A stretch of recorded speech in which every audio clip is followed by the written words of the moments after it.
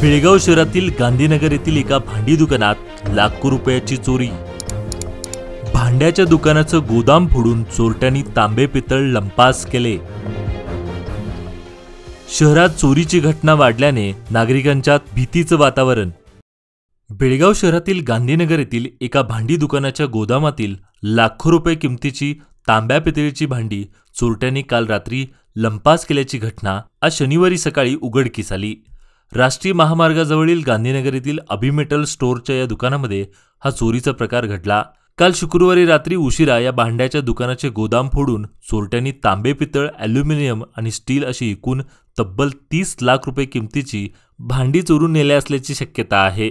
राष्ट्रीय महामार्गाजवळ असल्यामुळे इतक्या मोठ्या प्रमाणात भांडी चोरून पोबारा करणे चोरट्यांना शक्य झाले असून दुकान मालकांनी आज शनिवारी सकाळी नेहमीप्रमाणे दुकान उघडले असता सदर चोरीचा प्रकार त्यांच्या निदर्शनास आला। याबाबतची माहिती त्यांनी पोलिसांना देताच माळमारुती पोलिसांनी तात्काळ घटनास्थळी दाखल होऊन पाहणी करून पंचनामा केला।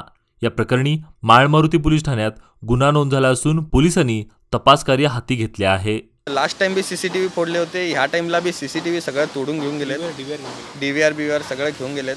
मग जरा पोलिसच आम्हाला सहायता करायला पाहिजे। लास्ट स्टेप आता 3 महिन्यामध्ये असं झालंय आहे, मग पोलिस जरा तेवढं हे करेनात, जरा तुम्हीच रिक्वेस्ट करा। IDBI बँकेतनं लोन काढून केलेलं आहे सगळं, तरी पण असं सारखं व्हायला जरा तुम्हीच सांगा पोलिसांना। बरोबर